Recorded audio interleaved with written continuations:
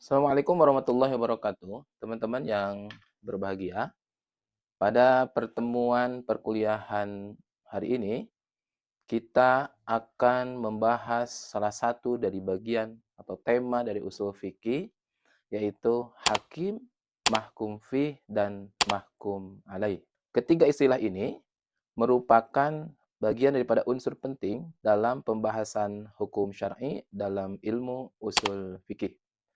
Kita coba jelaskan satu persatu. Yang pertama, hakim.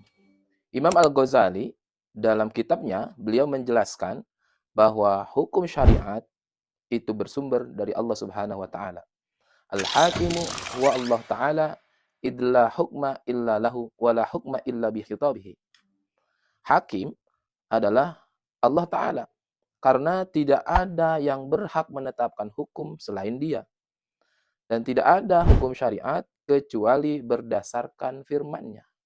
Jadi menurut Imam Ghazali, Allah adalah satu-satunya pembuat hukum. Hukum itu lahir melalui firman Allah Subhanahu wa taala yang berkaitan dengan perbuatan mukallaf, yang dikaitkan dengan perbuatan manusia berupa kewajiban-kewajiban. Lalu kemudian akal ini hanya memahami hukum, bukan yang menetapkan hukum itu sendiri. Yang kedua adalah mahkum fih.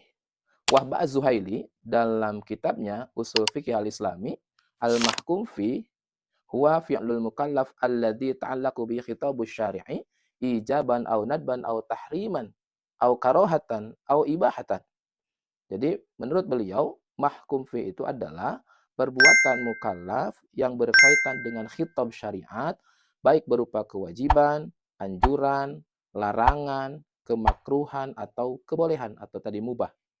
Az-Zuhaili menjelaskan bahwa seluruh hukum taklifi berupa wajib, sunat, haram, makruh, mubah itu selalu memiliki objek berupa perbuatan mukallaf.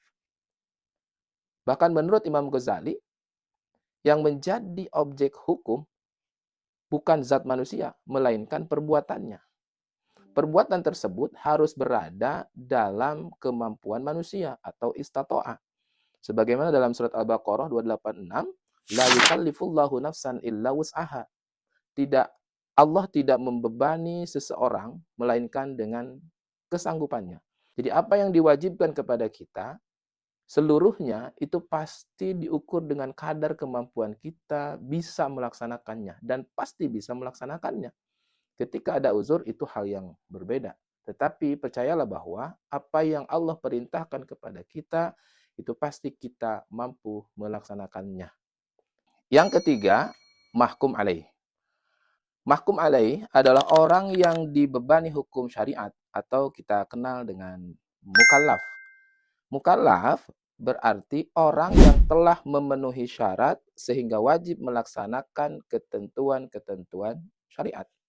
Syarat mahkum alaih itu setidaknya ada 3. Berakal, baligh, dan mampu memahami beban hukumnya, memahami taklifnya. Sebagaimana dalam hadis disampaikan, rufi'al qalamu an thalathatin. Anin naimi hatta yastayqidha, wa anis sabiyyi hatta yahtalima, wa anil majnuni hatta yaqila. Pena atau pencatat amal itu diangkat dari 3 golongan. Yang pertama, orang tidur sampai bangunnya, anak kecil sampai balignya, dan orang gila sampai sembuhnya.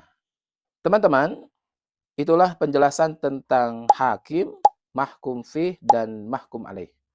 Jadi kesimpulannya adalah hubungan antara hakim, mahkum fih, dan mahkum alaih.